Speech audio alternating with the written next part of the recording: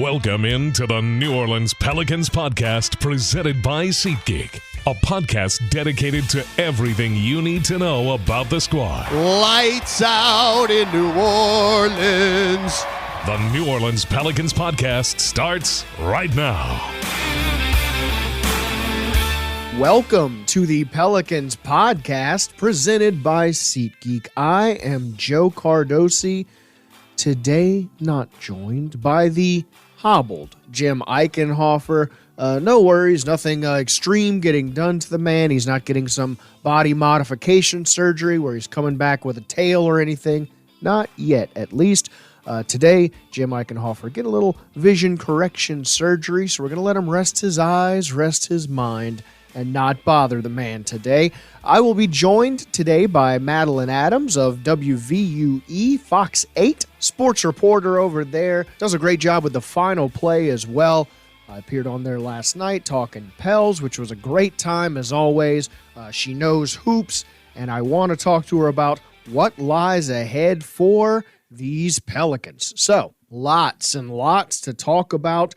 The Pelicans falling to the Timberwolves 113-108 last night. Pelicans now with the 9 seed. T-Wolves will have the 8 seed. Now, you never want to minimize a loss, but it's almost not the story of the game. The Timberwolves are experiencing some drama, a lot of fallout, and a lot of consequences from that game. Of course, Rudy Gobert getting into it on the bench with Kyle Anderson throwing a punch there, getting ejected from that game. Weren't sure what was going to happen going forward, whether there would be any ramifications from the league or from the team.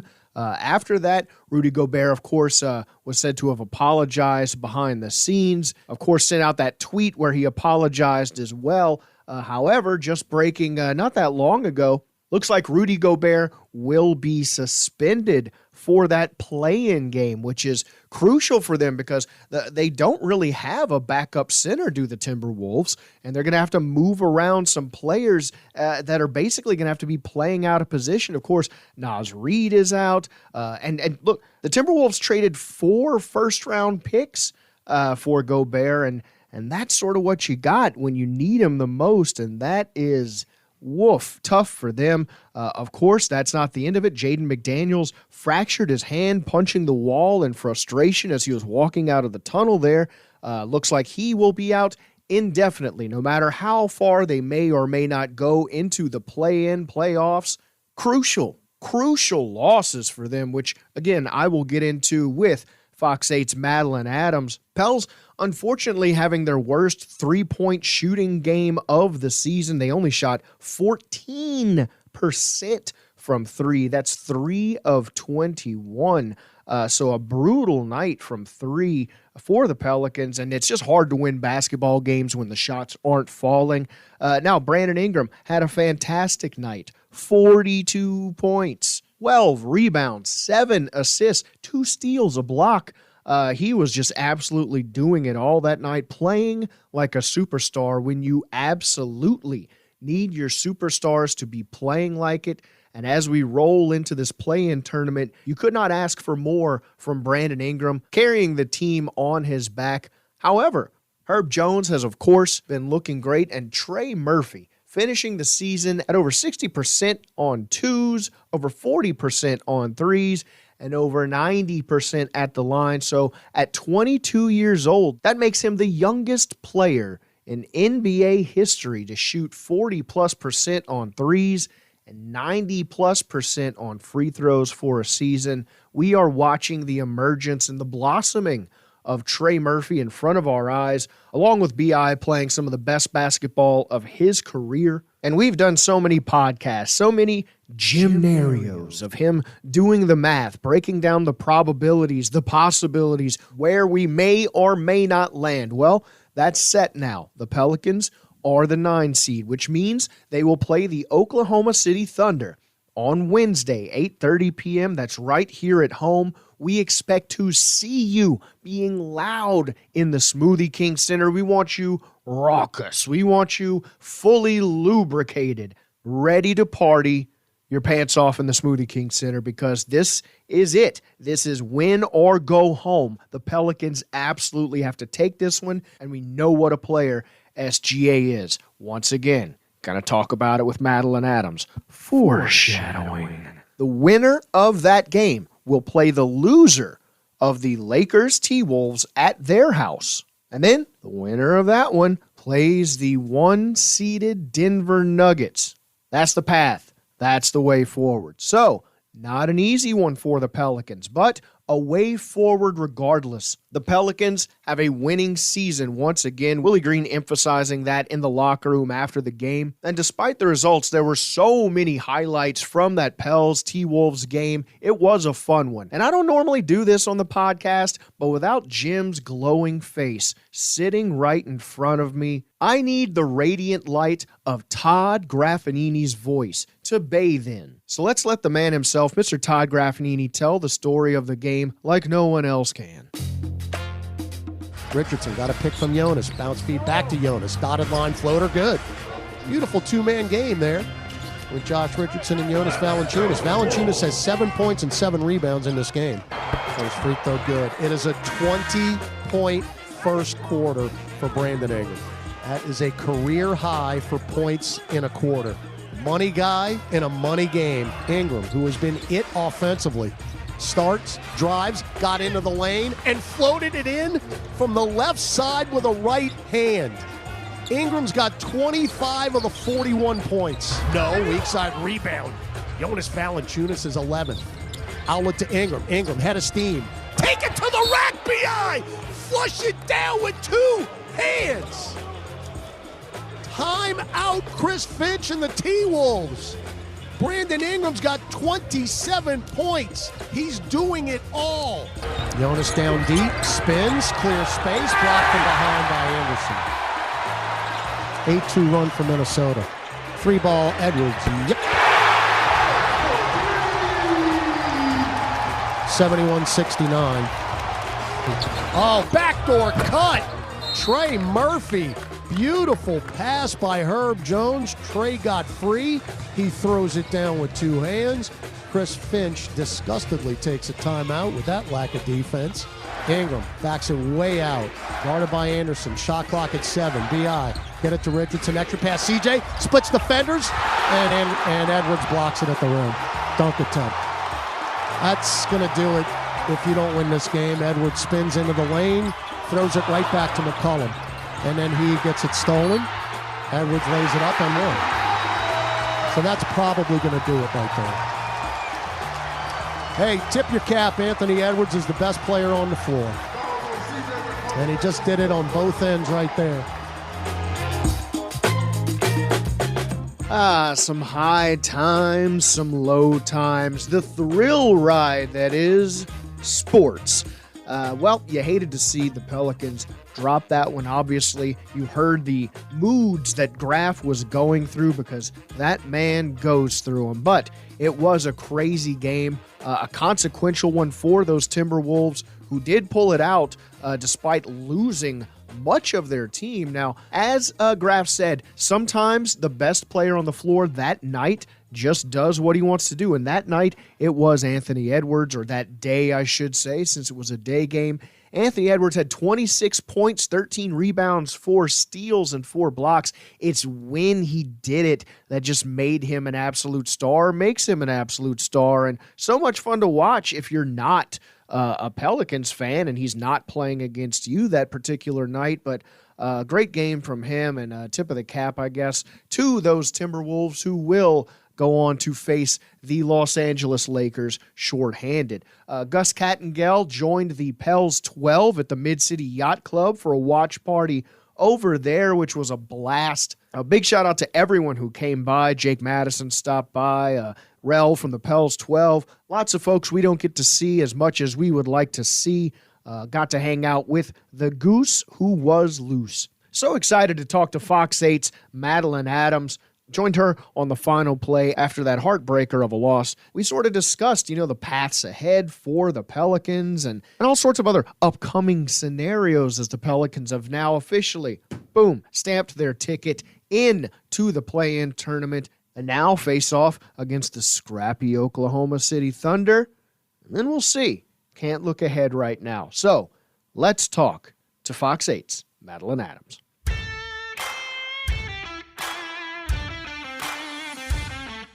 Joining me on the Pelicans podcast, sadly without poor Jimothy, is WVUE's Madeline Adams. Thank you so much, Madeline, for joining me on the podcast today. Your Pelicans are in the postseason, or at least the postseason stretch now. That Timberwolves game was a tough one. What did you see out of both teams last night? Yeah, well, just kind of watching the course of the game, you wouldn't be able to tell which team was on the second night of a back-to-back. Right. The Pelicans had a great first half, and then seemingly in that second quarter, the Timberwolves start to kind of have some issues. Like right. Not only Rudy Gobert getting into a kind of a scuffle or whatever you want to call it. He threw a punch. Getting into that situation with Kyle Anderson for Rudy Gobert, I mean, one of the best defenders in the league. Mm-hmm. And then Jaden McDaniels punching a wall on his way to the locker room. Yeah. So then Rudy Gobert is out for the rest of the game. Jaden McDaniels is out for the rest of the game. You're kind of at halftime, you're kind of liking the Pelicans' chances right. here. And then in the third and fourth quarters, Van, I guess what happened at halftime sparked the Timberwolves. They came out of halftime a completely different team. And, I don't want to take away from what the Timberwolves did, but a lot of that, too, was just the Pelicans not playing their best basketball. Yes. Not boxing out after, on second free throws. And, look, too, I mean, Anthony Edwards had such an incredible game down the stretch, too. But I think that was definitely a winnable game for the Pelicans. Mm-hmm. It kind of sucks because Brandon Ingram had his best game offensively of the year, 42 points. So it kind of sucks that kind of is overshadowed by the loss. Right. But look, I mean, I think heading into the play-in, the Pelicans were in this position last year. They were the 9 seed. Right. They won 2 games to make it to the playoffs. They were coming off 2 losses at the end of last year. They lost to Golden State right before getting into the play-in. So I know you really want to have like a ton of momentum going into the play-in. You want to be coming off a couple wins. But, I think what's important right now is Brandon Ingram, the star of this team, is playing his best basketball heading into the play-in. So if you're a Pelicans fan, you definitely like to see that. Absolutely, and that's what I wanted to talk to you about as well. BI, it is rough to talk about 42 points and 12 rebounds in a loss. It almost feels empty, but it can't go unlooked at. When your star is playing like a star and putting the team on your back, that's what you need in these moments, especially when right now Zion's not coming through the door. Brandon Ingram is going to be the guy, along with Trey Murphy, who is seemingly ascending right before our eyes and blossoming. I mean, he was headed to the G League as in March of last year. And then now he is a fundamental cornerstone of this team. What have you been seeing from them and going forward into this stretch with their play? Yeah, well, look, Brandon Ingram, this time last year, too, I mean, he was playing some of his best basketball. Yeah. And he was a huge reason why the Pelicans were able to make that push for the play-in, able to make that push into the playoffs.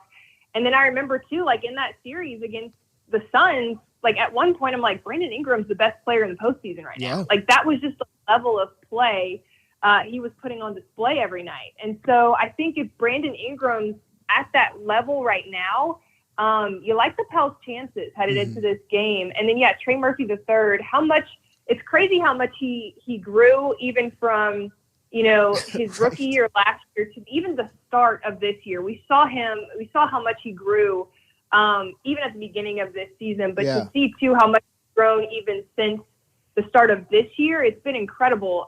Just on both ends of the floor too, offensively and defensively. It's incredible. Herb Jones too. I think he was limited to 4 points last night, but he's been huge. Always huge defensively, but offensively as well for the Pelicans recently. And to think of how much, that draft class, has grown so much, with Herb and Trey. Absolutely. It's incredible to have young players like that contributing as much as they are. And I'm so excited to be able to watch those guys Trey and Herb as they, compete in the play-in tournament for the second year in a row. And then to see Brandon Ingram as well. I mean, when Brandon Ingram's at his best, there's a lot that this team can do. So I'm excited to watch that. Yeah, and the team has to, as you talked about, these are fundamental, foundational players that are in their second year. It's great to see them organically growing together. And part of growing together and part of becoming eventually a championship team is learning how to win and learning how to fight some of these dogfight wins out. You sort of knew going into that Timberwolves game when you looked at the slate of games and you looked at the circumstances of a few of them and who was going to be sitting who, that Timberwolves game was always going to be a dogfight. And unfortunately, they have to learn how to lose some of those and take the lessons from those going forward. And you hope that they can apply that in these play-in games. Now, as you were talking about our young foundational pieces for the Timberwolves, their young piece, Jaden McDaniels, who was their leading defender, he broke his hand. He's going to be out for the remainder of however long they might go into the play-in or playoffs. And broke today, Rudy Gobert, he's going to be suspended, officially come down that he will be out for that game. You didn't know what was going to happen, maybe internally or externally after that, but now he is for sure out versus the Lakers. And you look at T-Wolves versus the Lakers, it's going to be, quite a fight for them because now Jaden McDaniels was going to be the guy guarding LeBron James. His length obviously was going to be a huge part of shutting down LeBron, and now he's gone.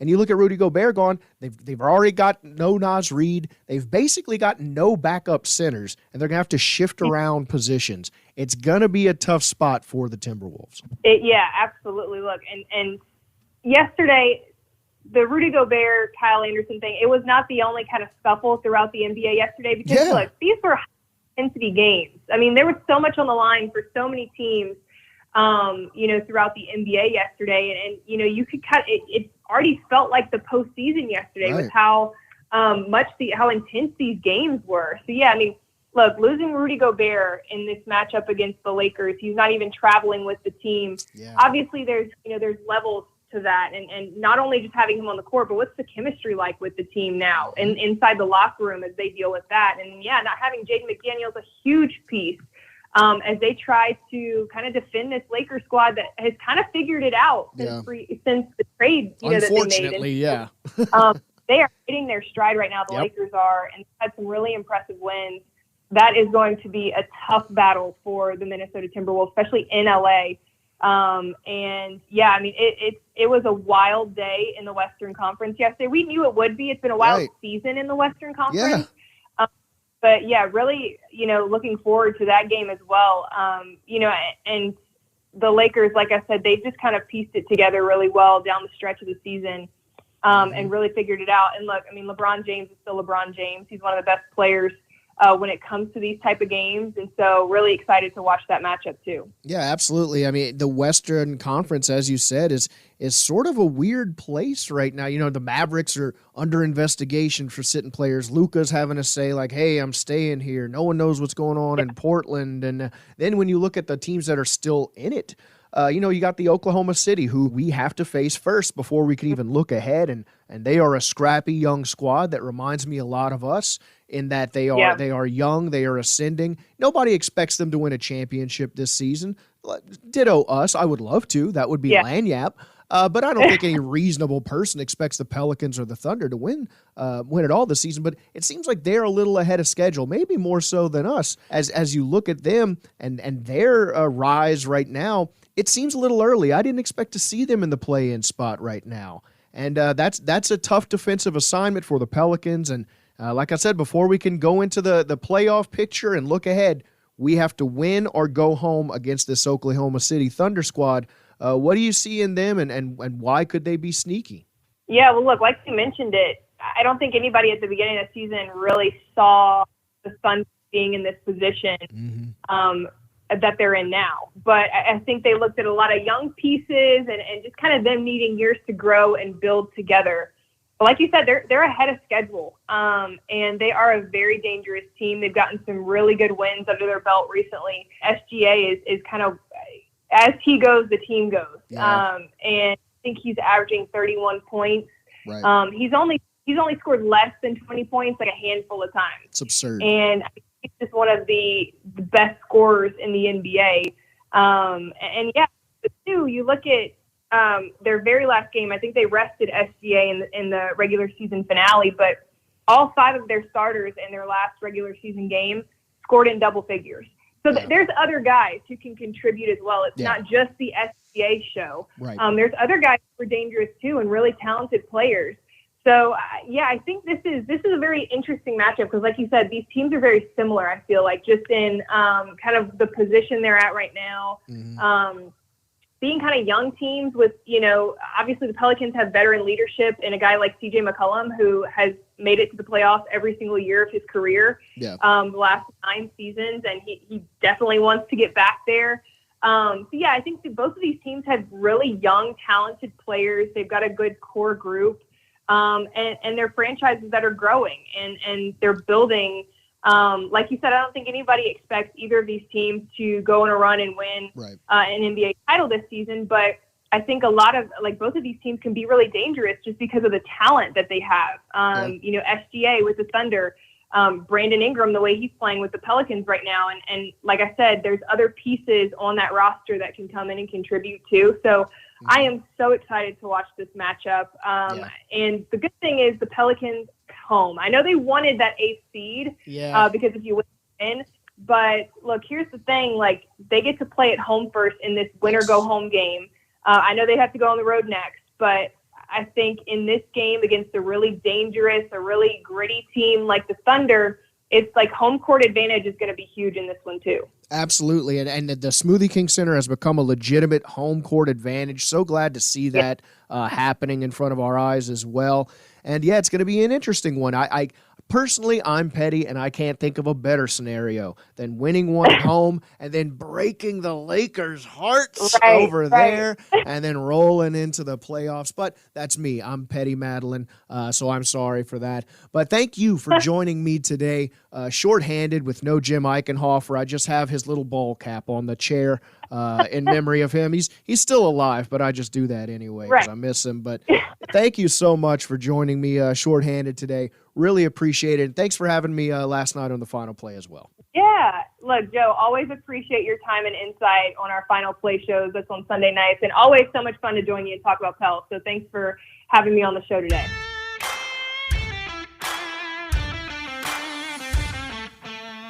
Huge thanks to Madeline Adams talking to this lonely old dog today. It was a weird one last night, but I feel like there is wind in the Pelican sails still. As you look at the Pelican stars and how well they're playing when it matters most, there are reasons to be encouraged right now. I hate to see all the doom and gloom on Twitter. It doesn't surprise me since it's Twitter, but it is tough to see. We need you up for this home game, as we need this home court advantage because it's win or go home against OKC. And then, as I said, against Madeline Adams, what sweeter scenario than to win at home in front of our home crowd that's seen so many ups and downs and deserves some good times, and then go on over to LA. Because, let's be honest, I expect the Lakers to beat the shorthanded Timberwolves. It'd be shocking if they didn't. We'll see. However, to go in there and face the Lakers at home and beat them and just roll into the playoffs, it would be sweet. I wish Jim was here so he could calm me down, but he's not, so I'm not going to be calm. Look, this is the home stretch. We are excited to be in it. There are play-in game tickets being given away right now. Go on over to Pelicans.com and register. There are Wednesday's play-in game tickets available. Just go on, fill in your info, and also 4 Pelicans bird hats, which may be almost as valuable as 4 lower bowl tickets. So get yourself a hat, get yourself some tickets, get in that number. We want to see you in the crowd. You need to be there. Savor these moments. Here we go, Pelicans fans. Wednesday, I will be talking to Mr. Nick Gallo, sideline reporter for the Oklahoma City Thunder, as we will have a comprehensive breakdown of the opponent from a guy who covers them every day. No better info to get than that from, quote-unquote, the enemy. Glad to have Nick Gallo on Wednesday. Excited to be able to talk Thunder, Pelicans, how that matchup's going to go. And hey, side note, we appreciate you listening to the radio broadcast. Keep telling your friends and pals, hey man, the radio broadcast is cool, especially when they have these national games and you're not able to watch Bally's and hear Antonio Daniels or Joel Myers. Sync up the radio and the TV and listen to the call of Mr. Todd Graffinini, because he's going to be on one, boy. As we go into this stretch, you're not going to want to miss Mr. Energy himself, Todd Graffinini. I am Joe Cardosi. Thank you so much for listening to the Pelicans podcast. Share it with your friends and pals, pretty please. Hey, give me a follow over on Twitter if you want to stay connected. You can follow me at JCar504. We, and by that I mean I, will join you once again on Wednesday as Jim's seat sits unattended for now. Foreshadowing. Tune in on Wednesday. Lots of exciting stuff to talk about. This is the home stretch, people. Get up, get loud, get into it, get involved. Until Wednesday, go Bill. Thanks for listening to the New Orleans Pelicans podcast, presented by SeatGeek. Join us 3 times per week on Pelicans.com, the Pelicans mobile app, or you can subscribe to the podcast on iTunes. We'll see you next time right here on the New Orleans Pelicans podcast, presented by SeatGeek. Baseline jumper blocked by Jones. He's got it. Not on Herb, baby. Not on Herb. Herb